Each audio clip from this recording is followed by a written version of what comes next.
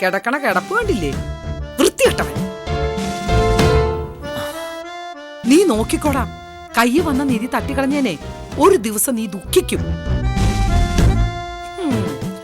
ഓ, ഈ 4 ശവങ്ങളിൽ ഏതാണാവോ എന്റെ മരുമോൻ? മക്കളെ മക്കളെ, അമ്മായിടാ ചായ മോനെടുത്തോ. എന്നാ മോനെ എടുത്തോ. അയ്യോ, എന്നാ മോനെ. ഇന്നെന്താ സഹദേവന് സ്പെഷ്യൽ ഇല്ലേ? സ്പെഷ്യല് എന്നെ കൊണ്ടൊന്നും പറയിപ്പിക്കണ്ട.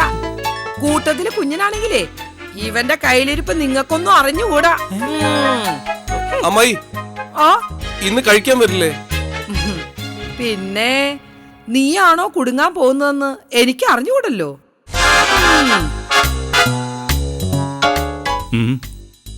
എന്താടാ സഹദേവ അമ്മായി പറഞ്ഞതിന്റെ അർത്ഥം? നീ വല്ല കുഴപ്പം ഒപ്പിച്ചോ? ഇന്നലെ താമര കമ്പ്യൂട്ടർ പഠിക്കാൻ ചെന്നപ്പോ ഇവൻ വാതിലടച്ചത് ഞാൻ ശ്രദ്ധിച്ചു. ഈ കുടുംബത്തിൽ മറ്റാർക്കും ഇല്ലാത്ത സ്വഭാവം നിനക്ക് എവിടെ നിന്ന് കിട്ടിയടാ?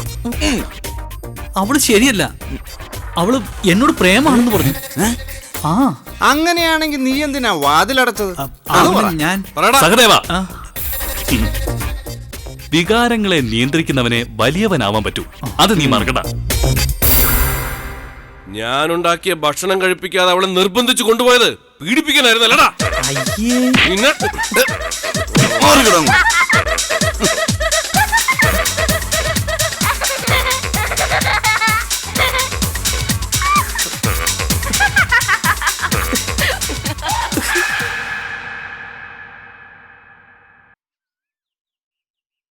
വേദനയുണ്ടോ? കിട്ടിയപ്പോ ഒരു മരവിപ്പായിരുന്നു, പിന്നെയാ വേദന തുടങ്ങിയത്. എല്ലാം ഞാൻ കാരണോ?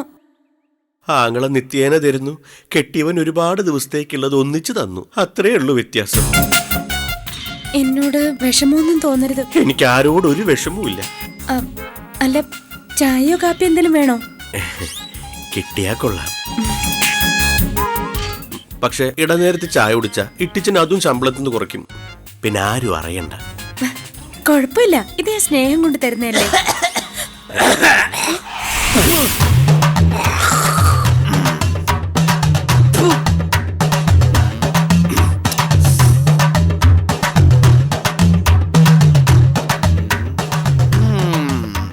അപ്പൊ ഞാൻ തല്ലിയത് തെറ്റല്ല. എത്ര നാളാടാ തുടങ്ങിയിട്ട്? എന്തു തുടങ്ങിയിട്ട്? എന്തോന്നു ഈ രഹസ്യബന്ധം. അയ്യേ, അപ്പോ സത്യത്തിൽ നീ ഇന്നലെ ഗേറ്റ് ചാടി വന്നത് ജാരസംസർഗത്തിന് തന്നെ. തോന്നിയ ദിവസം പറയരുത്. ഈ വീട്ടിൽ താമസിക്കുന്ന ഞാൻ എന്തിനാ പുറത്തുപോയി മതിൽ ചാടി വരണത്? അത് നിങ്ങൾ ജാരന്മാരുടെ ഒരു സ്റ്റൈലല്ലേ.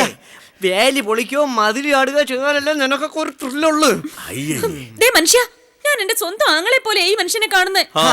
അതേടി, ഭൂമിയിൽ ഇന്ന് വരെ ഏതെങ്കിലും ഒരുത്തി ഇവൻ എന്റെ ജാരനാണെന്ന് പറഞ്ഞ ഒരാളെ പരിചയപ്പെടുത്തിയിട്ടുണ്ടോ? ആങ്ങളെ എന്നെ പറയൂ, അതാണല്ലോ സൗകര്യം.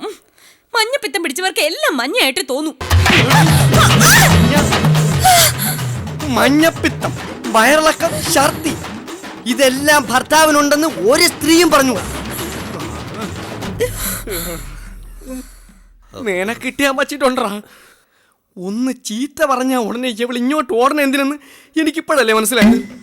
കുറിക്കാരൻ ജോണി, വേലക്കാരൻ ജോർജ്, അതിൻ്റെ ഇടയിൽ ഈ പാവം ഞാൻ ഒരു ജോസ്. വേണ്ട.